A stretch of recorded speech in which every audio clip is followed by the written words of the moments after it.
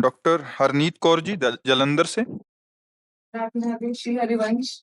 राधे राधे प्रभु जी। महाराज जी, जब परमात्मा का नाम लेते हैं तो दो तरीके समझ आए। एक तो जिह्वा से बाहर नाम लेना, दूसरा ऐसा पुकारना जैसे पास के कमरे में से माँ भाई बहन को पुकारते हुए बार बार बुलाना, इस भाव से वो सामने आ जाएं। मेरा मार्गदर्शन करें महाराज जी, मैं दोनों में से किस तरीके से बुलाऊं? मतलब एक तो जिह्वा से बाहर लेके और एक तो पुकारते हुए। देखो, एक होता है वाचिक, फिर होता है उपांश, फिर होता है मानसिक। परा पश्यन्ति मध्यमा वैखरी, ये वाणी है। जो हम बोल रहे हैं वैखरी वाणी है।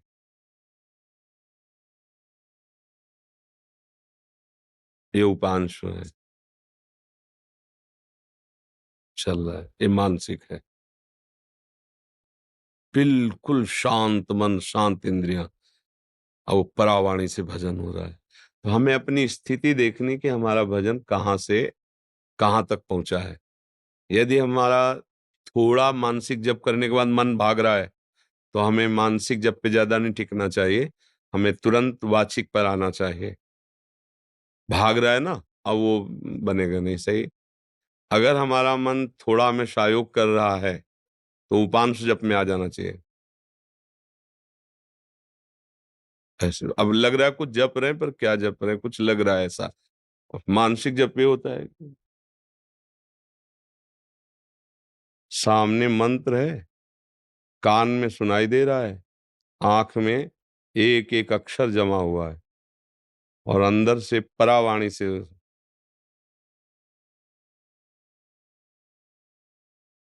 न माला है न कुछ, उठते बैठते चलते फिरते हर समय। पर ये सिद्धों की स्थिति होती है, साधक को करना होता है। तो अगर हम कम से कम 1.5 वर्ष जवान से अभ्यास करें, राधा राधा राधा राधा राधा राधा राधा राधा राधा, बिना प्रयास के उपांश चलने लगेगा।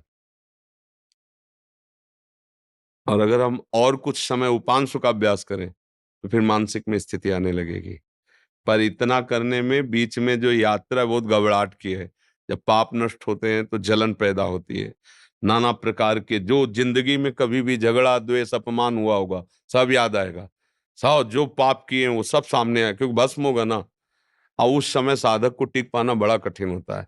अच्छा, जो कमजोरी रही वो तुम्हारे सामने उपस्थित हो जाएगी। जैसे आप काम, क्रोध, लोभ, मोह, मद, वही तुम्हें दबाना शुरू कर देगा, क्योंकि अब युद्ध शुरू हो गया ना। नाम अब विजय करवाएगा ना, तो नाम न छूटे, उत्साह न टूटे, और आप आगे बढ़ते रहो तो जीत जाओगे। और इसके लिए साधु संग बहुत जरूरी है। जैसे हम कहीं हार रहे हो और कोई हमारा विश्वास नहीं कह दे, जीत गए जीत गए, अरे बस जीत गए, उठा पटक बस पटक, तो उसमें बल आ जाएगा। उसने दिया कुछ नहीं, वाणी से केवल बोला तुम निकल गए, घबराना मत, आप बस आगे निकल गए, आप निकल जाओगे। अरे तुम क्या निकल पाओगे, गए गए, वो निरुत्साहित होकर मर जाएगा। कि उत्साह बढ़ाना, तो संत संग क्या करता है, हमें रोज उत्साह बढ़ाता है भगवत भजन के लिए, भगवत प्राप्ति के लिए। तो हम अपनी स्थिति को देखें कि हमारी स्थिति क्या है।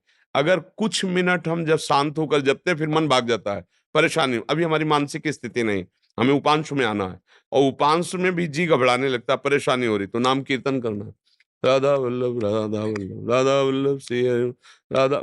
अनेक राग रागिनियों से इसीलिए हमने छूट दी है कि आप अनेक धुनियों में गाओ। संसारी आदमी है, तुम्हें पसंद है ये धुनी, उसी पसंद धुनी में राधा नाम लगाओ। राधा नाम जहर है, पर उसे शोध करके दो, जब शोध करके दोगे तो दवाई का काम कर जाएगा। संसारिक ध्वनि है, पर लगाओ राधा नाम उसमें, और आप गाओ राधा राधा राधा, तो भाव को भाव अनखाल सहु, नाम जपत मंगल दिशि दसहु। समझ पा रहे प्रश्न करता जी?